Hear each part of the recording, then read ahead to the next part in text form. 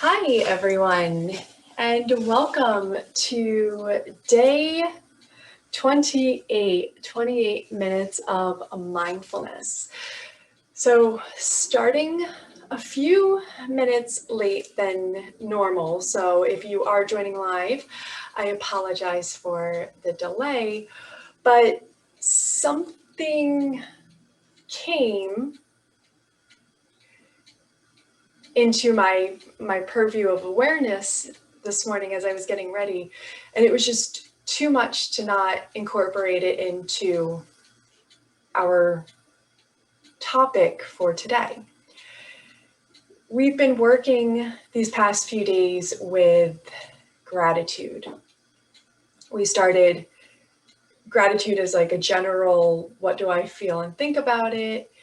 Gratitude yesterday was about things outside of ourselves that were non-human, and that was really specific because my intention today was to talk about gratitude as it pertains to specific humans or individuals in our lives.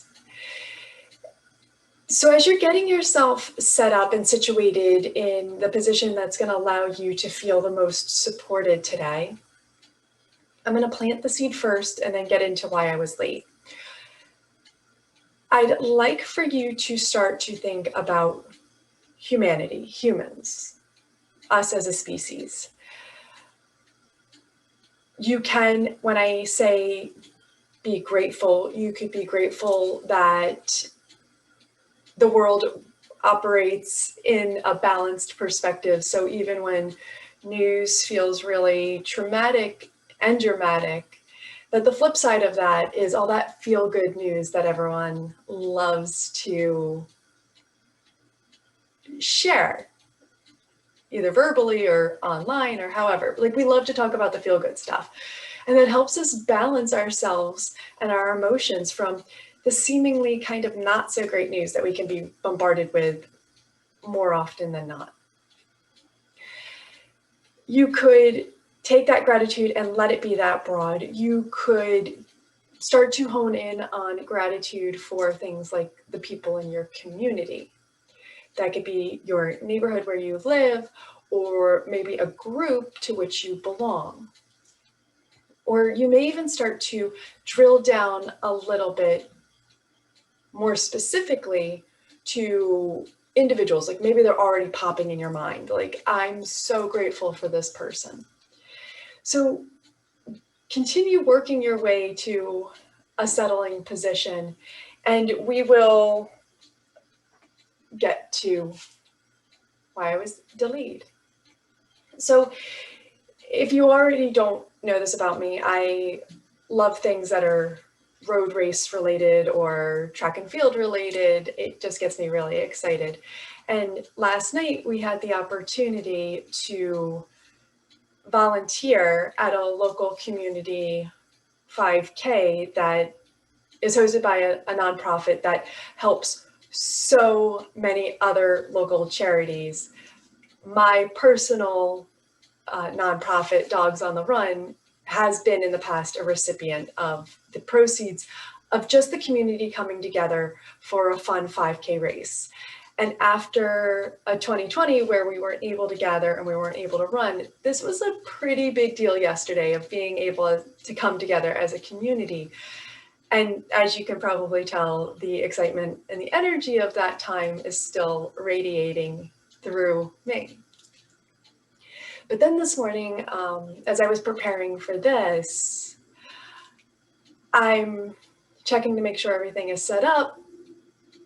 And when I do, I come across a post from my friend Sandy, who lives in South Africa. So I'll tag her in this today too, because she really, they say there's no coincidences, that things are supposed to unravel and we're either aware of them in the moment or they just pass and they'll come back. If we're meant to know it, it'll come back. But even I get tripped up sometimes. And this was kind of even a little too coincidental for me.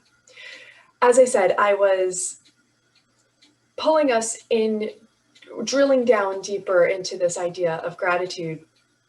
And Sandy reposted a story about two athletes competing in a steeplechase, which is if you haven't seen it before, you should definitely check it out. It's a track race that includes them not just running quickly around the track, but avoiding obstacles along the way, including hurdles and giant water pits. It's a pretty intense athletic endeavor. And we're in the midst of the Olympics. So again, we're just getting excited about that competitive spirit that we have, whether it's in an athletic endeavor or if it's somewhere else in our lives. Like, we all have something that gets the competitive fire going. Mine just happens to be racing. So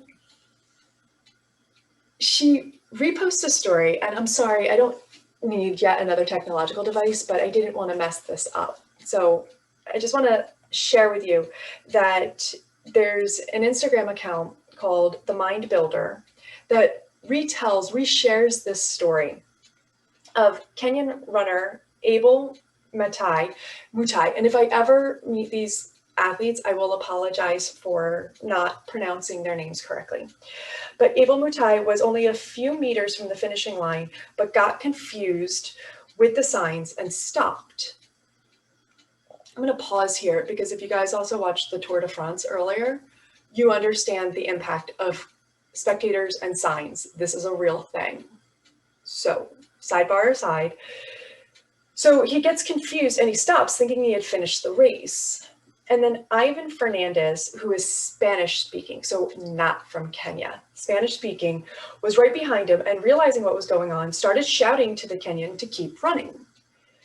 Mutai did not know Spanish and did not understand. So now you've got two competitive athletes who show up with all of this training, all of these expectations. They're in it to win it. This is what they've been training for. And then you have a situation where that thing that binds, that competitiveness that binds, is now being challenged, not by an athletic endeavor, but by a communication barrier. So the story goes on. Realizing what's going on, Fernandez pushes Mutai to victory. So he literally is like, you don't understand me, but I'm going to push you. I'm going to come up behind you and I'm going to push you. Fernandez was in second place. Mutai had stopped. He was in first place. Fernandez pushes Mutai over the finish line. When a reporter asked Ivan, why did you do this? Ivan replied, my dream is that one day we can have some sort of community life where we push ourselves and others to win. The reporter insisted, but why did you let the Kenyan win? To which Ivan replied, I didn't let him win. He was going to win. The race was his. The reporter insisted and asked again, but you could have won. Ivan looked at him and replied, but what would be the merit of the victory? What would be the honor of this medal? What would my mother think of it? The values are transmitted from generation to generation. What values do we teach our children, and how much do we inspire others? Most of us take advantage of people's weakness instead of helping others or helping to strengthen them. And so the fact that I got through that without crying is a miracle. But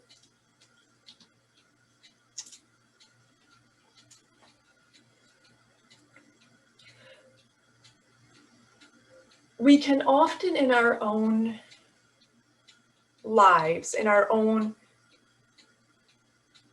endeavors, get lost. And we can get confused that we're not in this alone. Even this version of mindfulness that we're embarking on for 31 days was never me alone.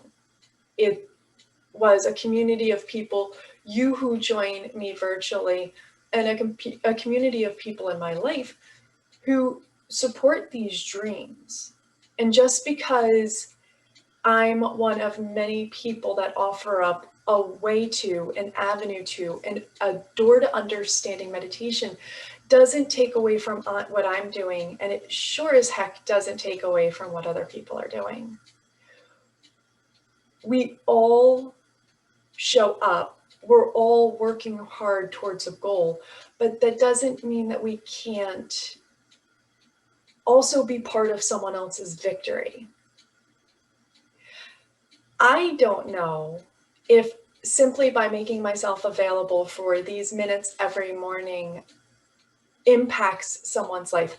I sure as heck hope it does. I hope that someone takes that deep breath and walks out the door and has a completely different day than how it could have gone.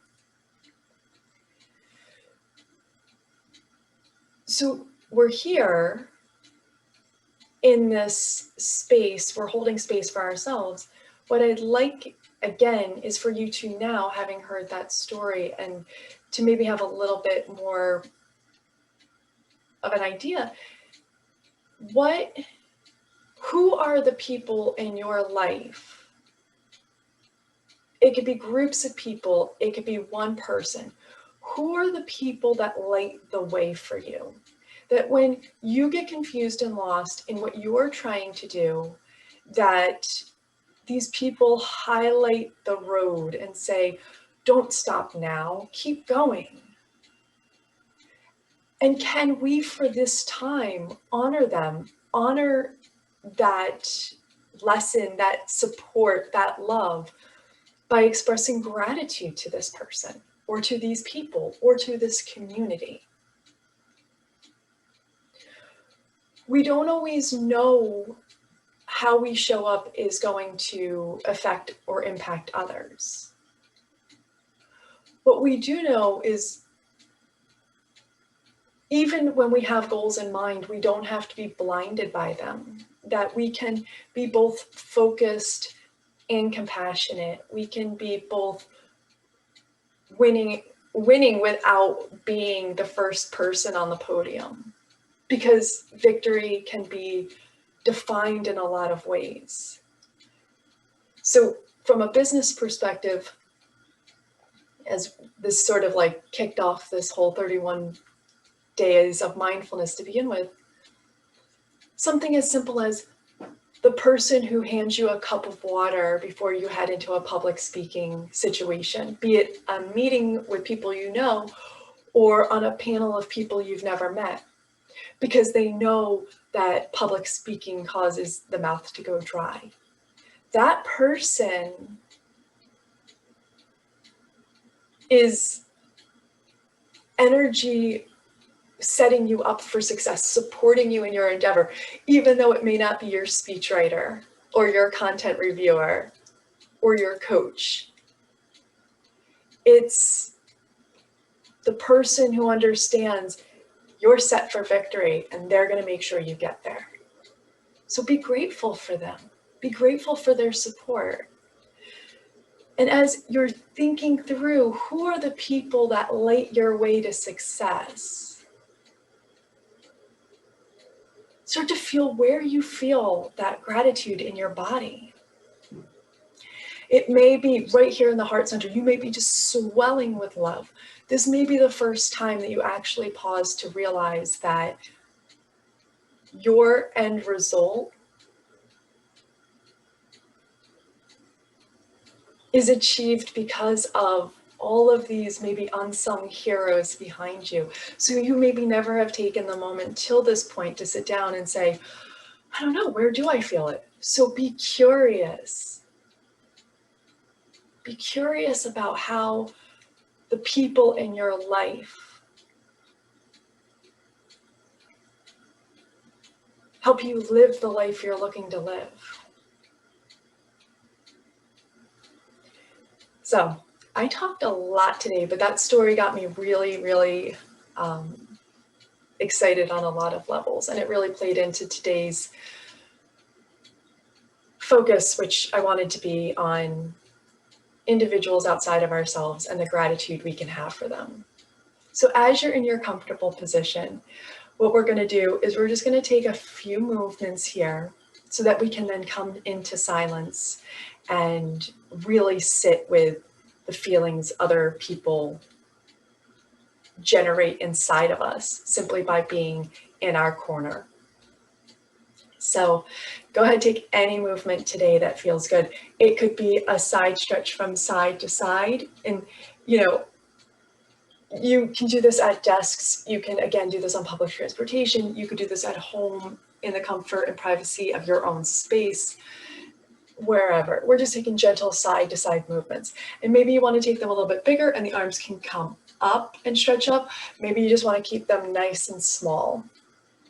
And just feeling laterally what's happening. You can even start to just take some dynamic twists from side to side, just opening up. Remember those 6 movements of the spine to create space in our bodies. Because again, as you can tell, I'm still amped up by all the energy of my community yesterday. We want to feel that gratitude. We want to free up that space. So by taking the movement, we work out any of that tightness or that restriction that would block us from really letting that energy flow through. And then let's begin to find our way to stillness. And today, for our equalizing breath, you can let your eyes close. We're going to do the side to side sway. So really gentle from left to right with the eyes closed. The head doesn't have to be so stiff and rigid. You can move it from side to side.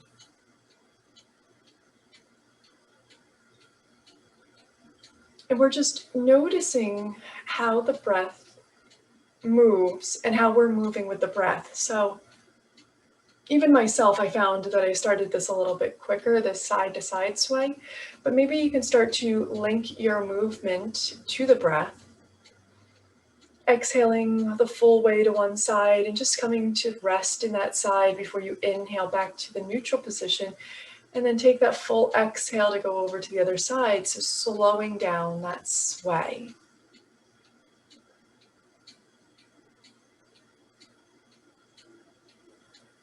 Noticing as we slow down the side to side movement with the eyes closed or the gaze soft, what's happening behind the eyes? Do we see any flickers of light or images? Maybe nothing.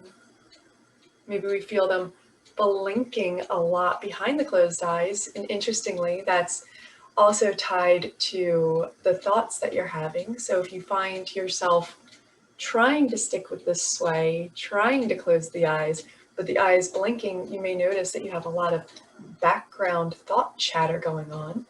So just try and bring yourself into this moment. And we'll work on that by now listening to what we hear in the room around us.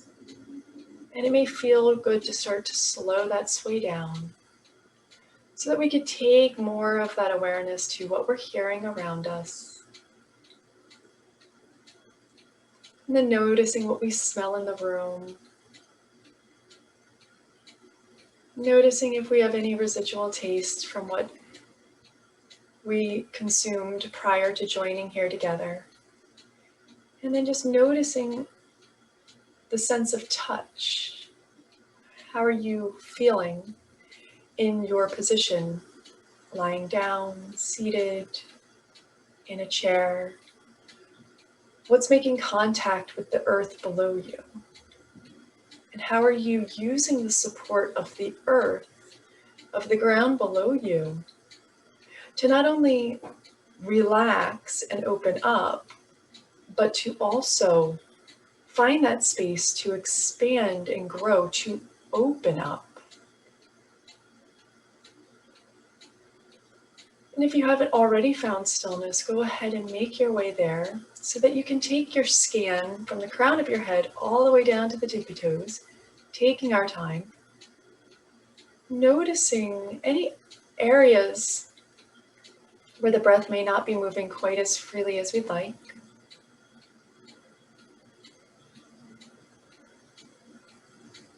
Notice if you can bring your awareness and your breath to those points. Notice when you inhale, can you focus your attention to that point, let that point expand. And as you exhale, imagine that point coming back, but breaking apart ever so slightly too. So it's like little remnants of tightness that can just float up and out and away from you. Just create that freedom, that space for yourself.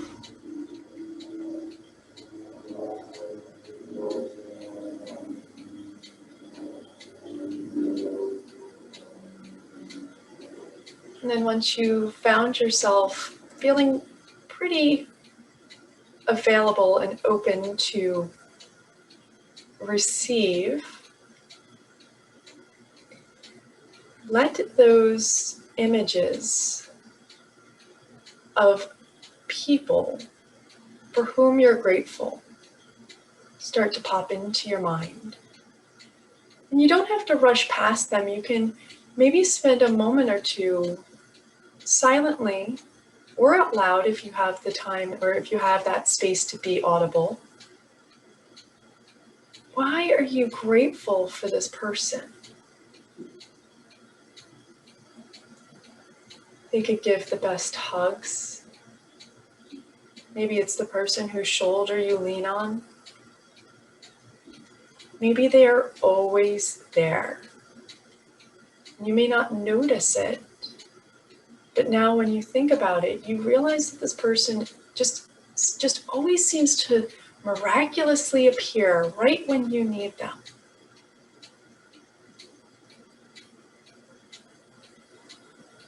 Perhaps it's a community or a group of people that you gather with on a regular basis. And they may be helping you or be part of your story towards some goal you're trying to achieve. Or they may simply just make you laugh. And for that, you're grateful.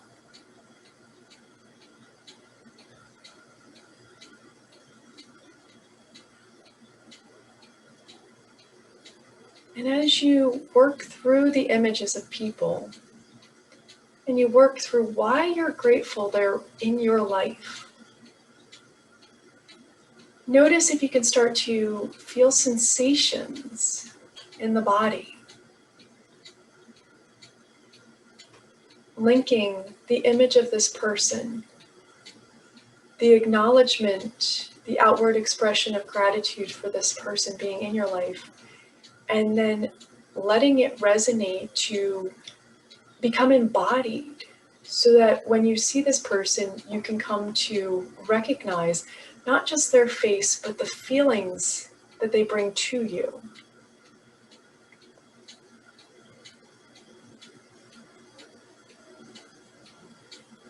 It may feel like your heart expands when you think of this group or person. You may feel stronger, more confident towards achieving, and that may feel somewhere else in the body other than the heart center.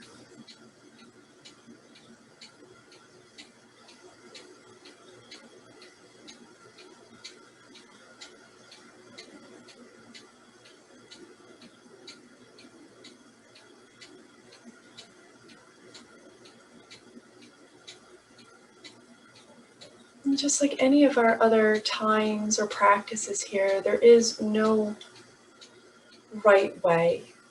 While we'd all love to imagine that we've got our own little Ivan Fernandez in our corner pushing us to victory, even when when that person could overtake us. Gratitude isn't defined by other people's actions. It's defined by your interpretation. So try to be open to the people that are popping into your mind. And if you're not really quite sure why, then spend a minute or two being curious. Why, when you ask, who am I grateful for, did this person come into your memory, your consciousness at this moment?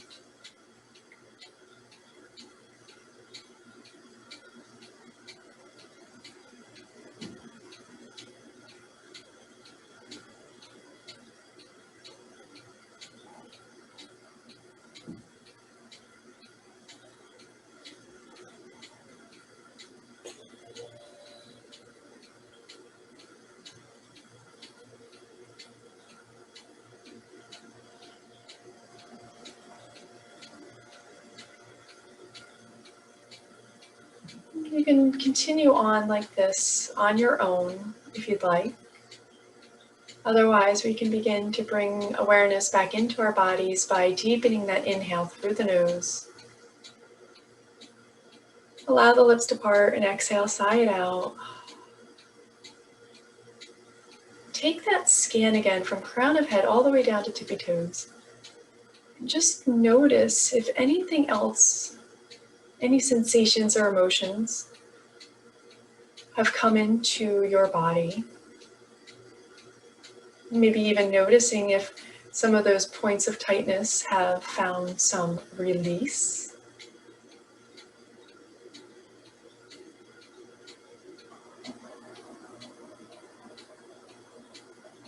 You can begin to wiggle fingers and toes, just bringing some movement back into the body. And we'll drop our chin towards our chest. If you're lying down, you can bring your head from one side to the other, just bringing gentle movement back into the body.